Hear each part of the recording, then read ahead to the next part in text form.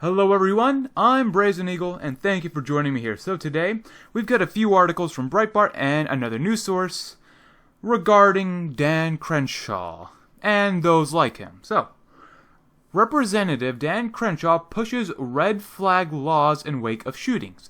This was published about a week ago on August 4th, 2019. So if you don't know, Representative Dan Crenshaw is a Republican from Texas, the great state of Texas, who is calling for red flag laws and implementation of the TAPS Act, which I'll talk about in a little bit. You can see what he tweeted about that, and that he wants to push the TAPS Act. Red flag laws exist in California, Florida, Illinois, Maryland, Vermont, and other states, where they are designed to flag individuals who are believed to be a danger to themselves or others. The firearms of said individuals are taken via court order, and the process for recovering the guns varies by state. The TAPS Act is a threat assessment bill sponsored by Representative Brian Babin, DDS, a Republican also from Texas. The act is structured around identifying a behavioral threat assessment and management process that can be adapted and used across the nation while recognizing the unique needs of different communities. Senator Lindsey Graham, a Republican from South Carolina, also reacted to the horrible weekend violence by calling attention to red flag laws. And that was pretty much it from this very short Breitbart article. So basically, Dan Crenshaw wants to take your guns. Now, we finally have an explanation by Dan here from another article from August 11th explaining why he supports red flag laws. And this is very damning. Representative Dan Crenshaw says the words red flag law emotionally trigger a lot of people. And you know what? They should. On August 4th, Breitbart News reported that Crenshaw emerged from the El Paso, Texas and Dayton, Ohio attacks pushing for red flag laws.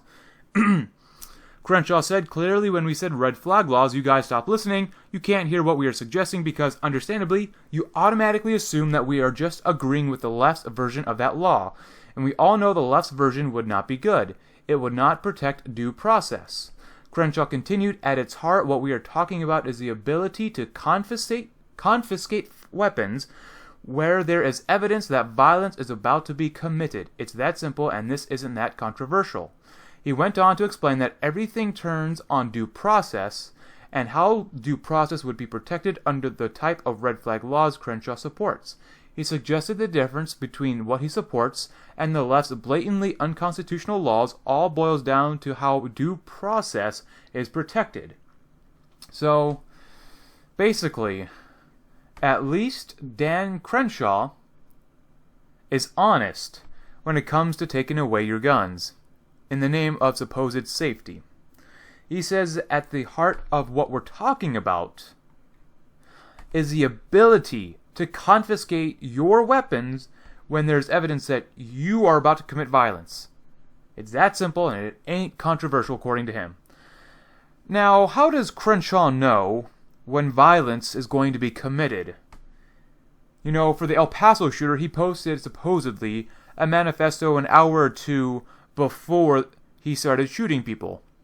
FBI didn't know where it would be. They just had the manifesto. How did that stop any violence? Or how would that have stopped any violence? That wouldn't have. Or the Dayton, Ohio. Heck, even like from 3 years ago, the Dayton shooter called to kill all supposed fascists. He didn't do anything then. How are you supposed to stop that? Now, the only way the police or the government will know of when violence is going to be committed is because of a massive surveillance state that basically already exists. Now, I'm not going to get into the debate over the surveillance state in this video, but I do see the good, the bad, and the absolute problems of a mass surveillance state, especially that was created after 9/11. Now, besides the mass surveillance state, how does the government obtain evidence that a crime is about to be committed? Is it through the eyewitness testimonies of neighbors or peers? What if those neighbors or peers falsify their data to strip the individual of their firearms? Trying to get actual evidence of a violent action to be committed can almost be impossible. Now, the first article from Breitbart brings up the TAPS Act. Now, the TAPS Act that this article tried to explain, I'm going to go into a little bit more in depth about it. Not too much more, but a little bit more. So, we have another article from the No Q report, No News Quotes report, that kind of talks about other lawmakers regarding the TAPS Act, which I might as well just go ahead and read. A little over a year ago, I wrote a satirical piece entitled The Minority Report Act of 2018, a law guaranteed to end gun violence.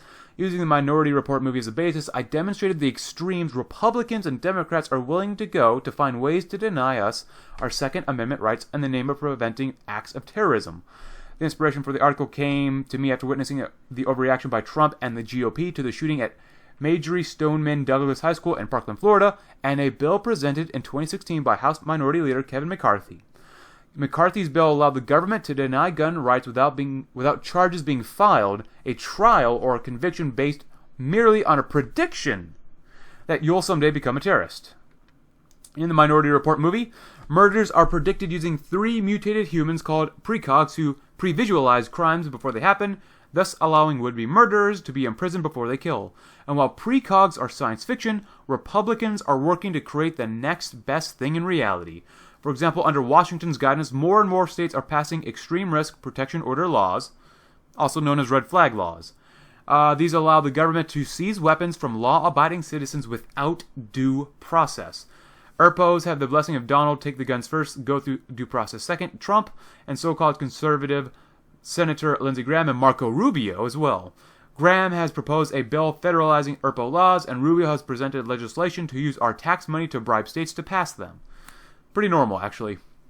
Speaking of the man Trump once referred to as Little Marco, the Florida senator apparently still believes in H.R. 5611 and the government's ability, he would say, responsibility to predict who may or may not commit a terrorist act sometime in the future. To that end, he's proposing legislation that would essentially puts red flag laws on steroids.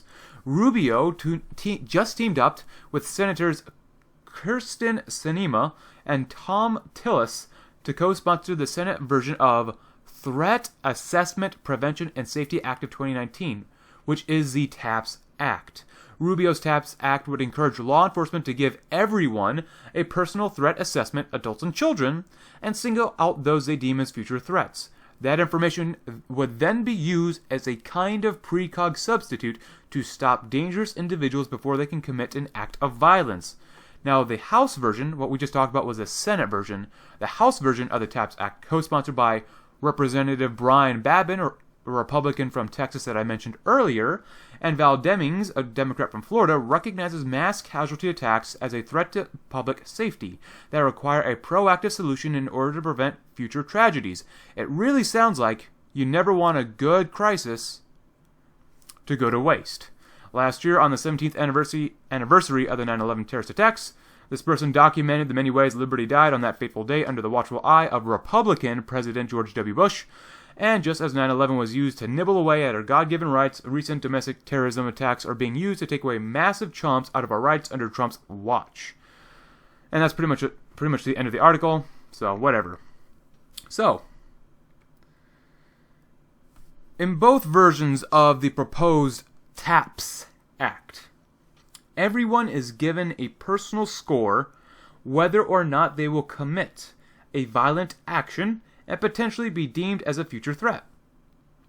Now, this sounds very, very similar to the social score that the People's Republic of China has begun to implement for its population. This is basically the same thing. With Dan Crenshaw pushing for more gun control, an actual Republican pushing for more gun control, it's very important to withhold, for us individuals, absolute trust in others. Some people we think can be very supportive and follow through with their actions that we like, but many people, especially politicians, will say one thing and then do an action that goes against what they advocate for. For me, I take everything with a grain of salt, and you should as well. You know what? Take even everything I say with a grain of salt as well. I'm not perfect, and I will make mistakes. But anyways, thank you very much for watching. I'm Brazen Eagle, and I hope you Have a great day.